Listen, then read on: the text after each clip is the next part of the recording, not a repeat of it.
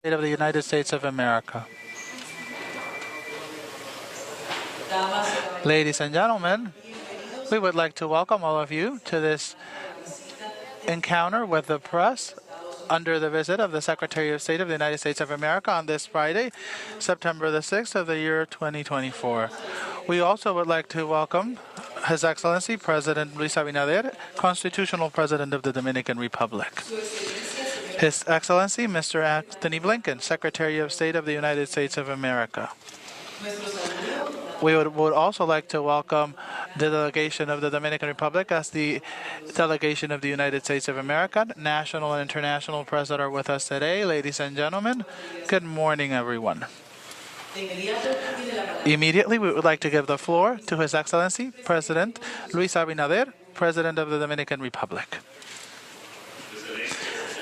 His Excellency, Mr. Antony Blinken, Secretary of State of the United States of America, Mr. Jose Ignacio Paliza, Minister of the Presidency, Mr. Ricardo de los Santos, President of Senate, Alfredo Pacheco, President of the Chamber of Representatives, Farida Raful, Minister of Interior and Police, Mr. Rubin Silien, Vice Minister of Multilateral Foreign Policy Affairs, Ms. Patricia Aguileras, Chargé d'Affaires of the Embassy of the United States of America, Mr. Brian Nichols, Undersecretary for Western Hemisphere Affairs, Ms. Isabel Coleman,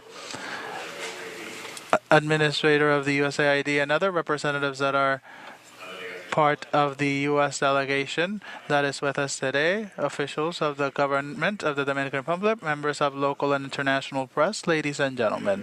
I would like to express my most sincere appreciation to the Secretary of State of the United States, Mr. Antony Blinken, for his visit to the Dominican Republic, a gesture that expresses the strength of our bilateral relationship, and under current context is a reaffirmation that the relationship between the Dominican Republic and the United States of America is in one of its best historic moments, based on respectful, solid, and continuous cooperation in key areas such as regional safety and security, financial prosperity, human rights, and democratic stability of our region. In today's meeting, we expressed our concerns for the Haitian crisis, where the government is now facing challenges, the lack of cooperation and security, and the escape of prisoners that is making the situation much more severe. We also expressed details of the contingency that has come for support, the MSS delegation, and resources needed to establish UN resources for them. We also remind that it is essential to include the mandate of the MSS delegation in October. The crisis in Haiti has increased migration pressure in our country, impacting our public services and generating risks in safety and security. This pressure is reflected in the national enrollment amounts, where 6.5% of students, 147,000 in total, are from Haitian nationality. In addition, our public hospitals, 14% of processes and 34% of deliveries of our undocumented migrants. In no healthcare system of the world this happens. Third, we reaffirmed our commitment in fighting human trafficking, implementing international recommendations, and presenting a legislative reform to protect victims, especially underage victims. 4, we have spoken about ways of establishing regional safety and security under the framework of the Caribbean Basin Security Initiative. 5th, we express our concern to the situation in Venezuela, especially the arrest warrant against the main candidate of the opposition party. And we will continue supporting the OAS, and we want a hemispheric response coordinated with the UN.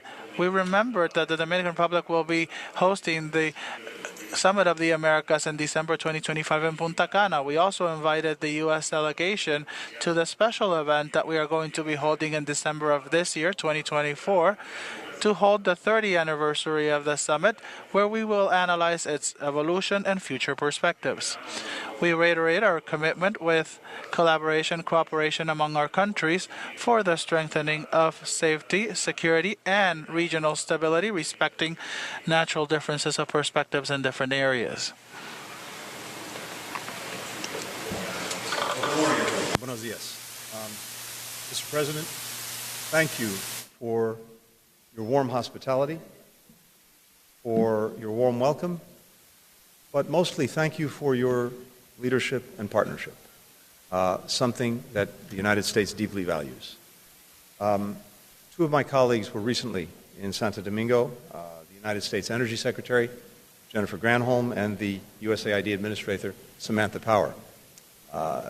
This is just further evidence through these high-level engagements of the importance that the United States attaches to our partnership with the Dominican Republic, the importance that it has for both of our countries, the importance that it has for the region, and increasingly, the importance that it has for the world. And I'll have a few things to say about that in a minute. The Dominican Republic is already the largest Caribbean economy and one of the fastest growing in Latin America. Together, our two countries are driving further growth and expanding inclusive opportunity for people in both the Dominican Republic and the United States. Last month, we signed an open skies agreement that will enable more commercial flights between our countries, fueling trade, tourism, creating jobs. Later today, I'll meet a number of students and teachers, some of the tens of thousands of Dominicans the State Department has helped prepare for jobs in today's global economy, notably through English language training. We're building on this work by launching a new initiative between 3 U.S. and Dominican universities, which will provide Dominican college students cutting-edge skills to succeed in the semiconductor industry, making microchips that are the building blocks of the 21st century economy.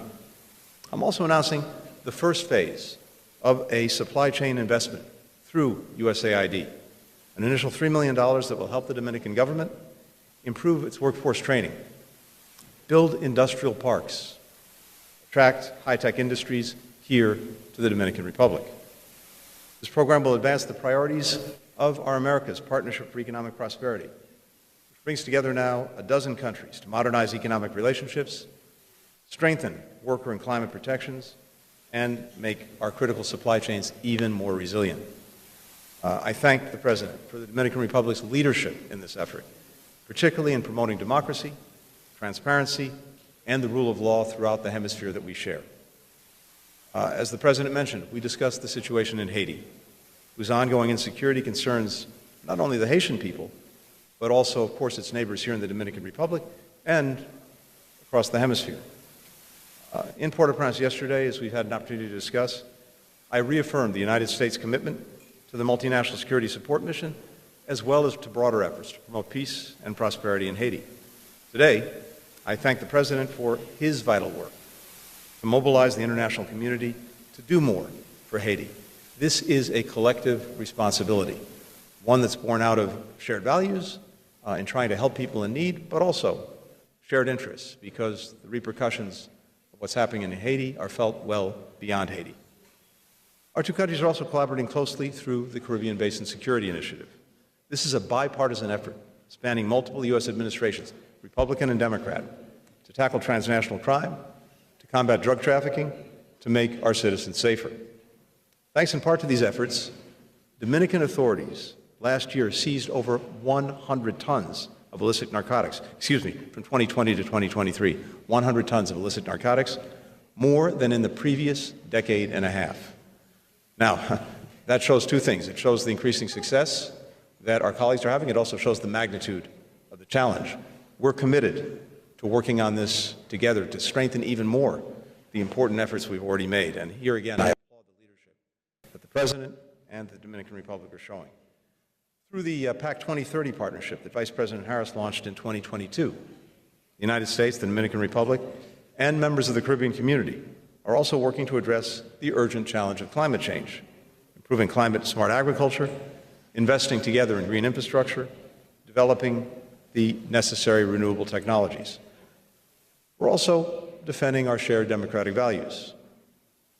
President Abinader has shown real leadership in undertaking important reforms, including combating corruption, strengthening an independent judiciary. The United States is committed to working alongside the Dominican Republic and the Dominican people to support these efforts, from training Dominican officials to help fight fraud and abuse, to promoting human rights and worker rights, as I discussed today with some labor leaders whom I had the opportunity to meet this morning.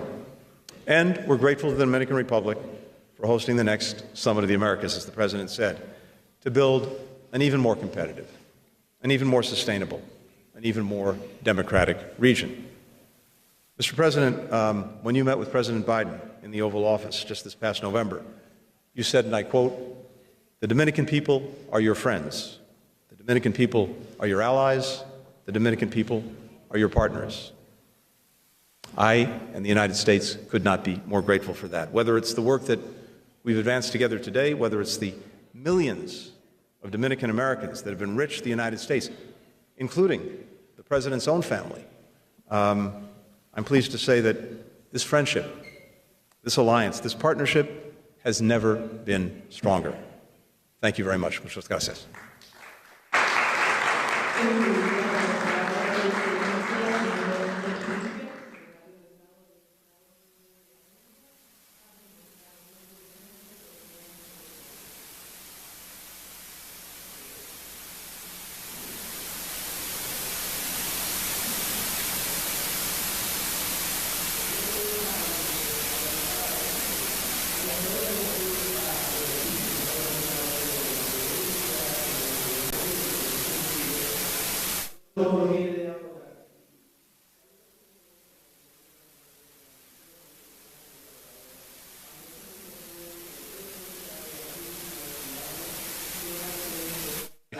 What else can the Dominican Republic do for Haiti?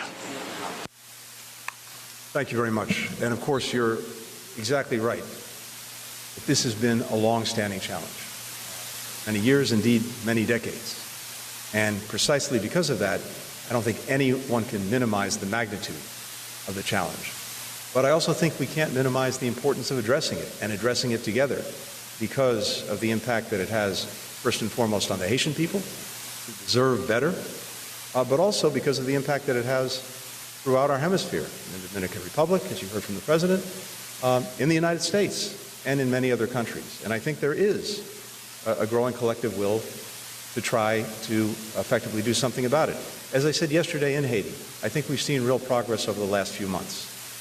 Again, without minimizing the magnitude of the challenges that remain.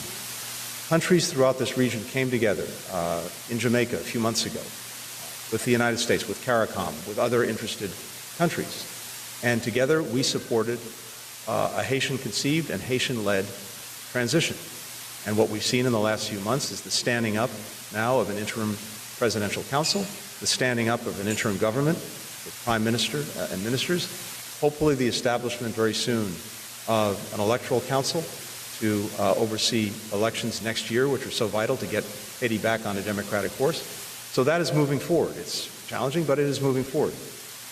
At the same time, we have a commitment from countries quite literally around the world to help Haiti find security, to take security back from the gangs, and to put it in the hands of the state and of the Haitian people. And again, just in the space of a few short months now, we have the deployment of the Kenyan contingent, and I again want to thank President Ruto and Kenya for standing up. We now have about 383, I think, as of yesterday, Kenyans working to support the work of the Haitian National Police. We have a number of other countries in the region and beyond, from Jamaica to El Salvador, to Canada, to countries outside of the hemisphere, all of whom are standing up with financial resources, personnel, equipment for this mission. The mandate of the mission needs to be renewed. This is something that we're taking up in New York because it will expire in October. And we'll all be together at the United Nations General Assembly, and I will bring together ministers from many concerned countries to sustain and build on our support. President, and I strongly agree that the foundation for progress in Haiti has to be security, that this has to be something that the authorities, the state, and ultimately the Haitian people control, not the gangs. So our first task is getting that done. And as I said yesterday, we've seen some progress. The reopening of the airport, the renewal of flights, the retaking of the main hospital in Port-au-Prince, the beginning of openings of some critical roads, starting to see people come back and go out in their neighborhoods, starting to see people who have greater confidence in sending their kids to school or going out to try to find groceries. It's starting, but it has to be sustained, and it has to be built. Finally, I think we also recognize that we all have to do our part in trying to create economic opportunity for the Haitian people, because security is the foundation, but people also need to know that they can put food on the table. They can provide for their families at home in Haiti. We have a program that extends over a decade to try to help build Haitian capacity. We have laws on our books that will drive investment in Haiti, particularly in the apparel sector, which is so critical to the Haitian economy, that we need to renew. So the United States has a responsibility there. And then I hope working together in the hemisphere, we can find more ways to create opportunities for Haitians. But I again want to thank the President for everything that he's done, both to contribute to the multilateral security support mission and to rally other countries in support of the mandate, and we'll be working together at the United Nations to make sure it gets renewed. Thank you.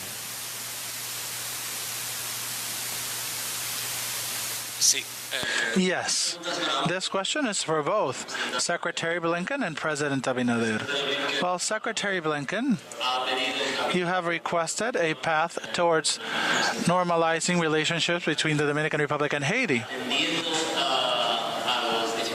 Seeing the difficulties with the implementation of the Open Skies Agreement, border tensions, and even the anti-Haitian feelings that we've seen in some sectors of Dominican society, how do you think that we can move forward towards having a normal relationship between countries? And if you allow me to ask a second question, have you been able to speak of cooperation in sanctions to Venezuela and what has happened recently with the 2 aircrafts that were seized here? Thank you. Yes, we spoke about Haiti and also the challenges that we have ahead. And our idea is to try to normalize, if possible, relationships, but always respecting and caring for the Dominican Republic's safety and security. Our priority as a government is the safety and security of Dominican people, and they've had a situation where they have been impacted in their safety and security, and thus we've been empathic. And from our speech in the United Nations in September 2021, we have been alerting this for 3 years, and thanks to the effort of the United States, we now have this peacekeeping force in Haiti. In the sense that they can continue moving forward with their domestic safety and security, we will continue moving forward in normalizing our relationship, such as opening our air for flights, and that's something that we discussed during our meeting. And regarding Venezuela, we also spoke about our concerns, and we will continue working with the international community and other countries to become advocates for democracy and the desire of the Venezuelan people.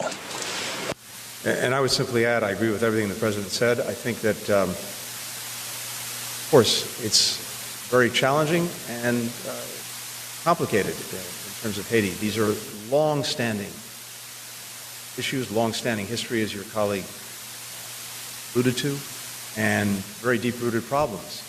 But I think what we know is this.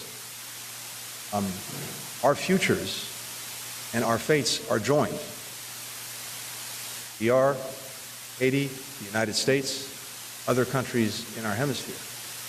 And so what happens in Haiti is, I think, first and foremost, a matter of human interest and human necessity, because people are suffering so much and we all want to help. But as I said, it also has consequences, repercussions to countries throughout the hemisphere, starting here in the Dominican Republic, but also the United States. And so we have a strong interest in trying to help Haiti succeed. And we're working on that together. We're committed, both of us, to making sure that the support is there to help Haitians build security, take it away from the gangs. And we'll work on ways as well to help create greater opportunity for the Haitian people. And of course, make sure that people are treated humanely throughout our hemisphere. So all of that's very important, and I think it's an important shared agenda. But there's a lot of history here, and we recognize that and appreciate that. I think that the United States can and will continue to play a helpful role in working through any of the challenges and problems. as will some of the organizations in the hemisphere that we share. With regard to Venezuela, as the President said, yes, we also discussed this. And I would just say a few things. We are deeply concerned about the trajectory in Venezuela in the wake of elections where the will of the Venezuelan people could not have been more clear. But unfortunately, that will and their votes were not reflected. What has happened since. Getting Venezuela on clear democratic trajectory vital, and it's vital first and foremost for the Venezuelan people. But here again, I think you've seen countries throughout the hemisphere and well beyond express their deep concern for the situation in Venezuela. And we're working very closely together, both with regional organizations, but as well with the Dominican Republic, Brazil, Colombia, Mexico, other concerned countries, who know again that the future in Venezuela also affects them. Determination to see Venezuela return clearly to a democratic track that reflects the will of the Venezuelan people. With regard to the plane seizures, we've been very clear. We'll implement our sanctions, and if we find violations of them, we will act. That's what we did, and that's what we'll continue to do.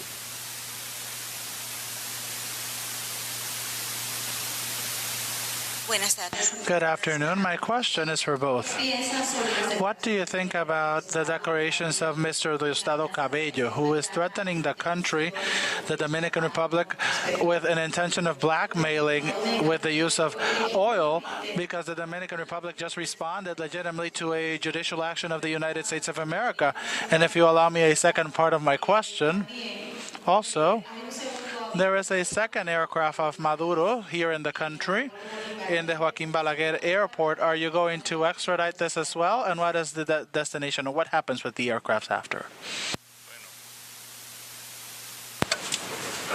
Well, the Dominican Republic has worked to improve the quality of life of its people, lowering poverty, and it has become the seventh economy of Latin America in the last few years without having oil, without having any hydrocarbons, but with an administration that works in favor of its people, with transparency and respecting democracy and human rights.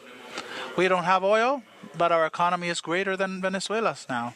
So we will continue defending democratic values now in this administration, and we will continue being advocates for them whenever and wherever we can. And we will continue defending the democratic rights and being empathic with the situation in Venezuela, despite who gives a different opinion or who may threaten us that don't bother us whatsoever.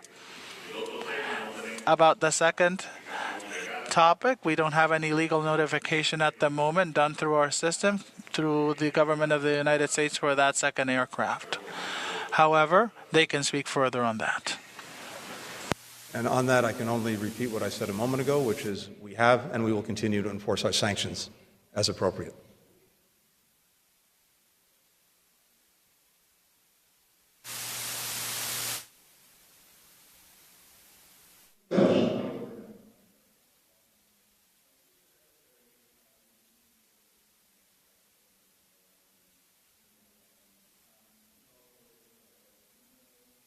The killing of that American Ayşenur Ece.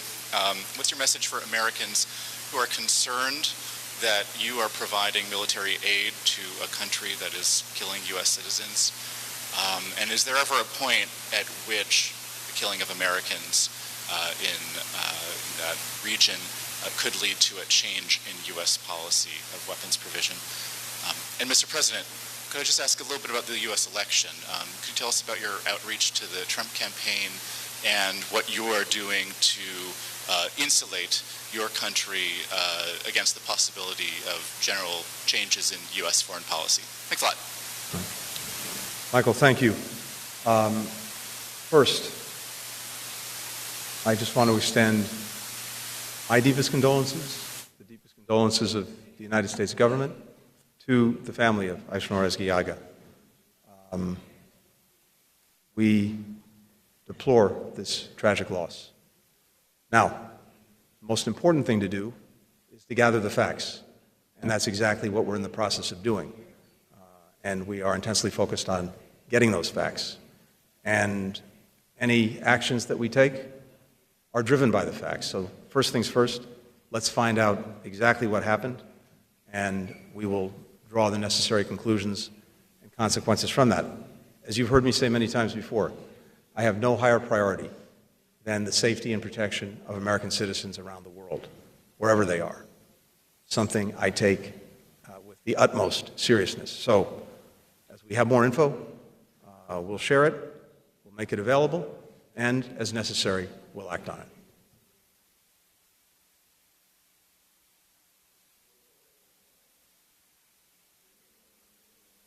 President of the Dominican Republic, I do not get involved in electoral issues of other countries, especially the United States. Further on, we will work with the decision of the United States and with their government, as we've worked with them in other occasions. And after concluding with this questions and answer session, we formally close this meeting with the press. Thank you, everybody, for their time, and have a great afternoon. Thank you.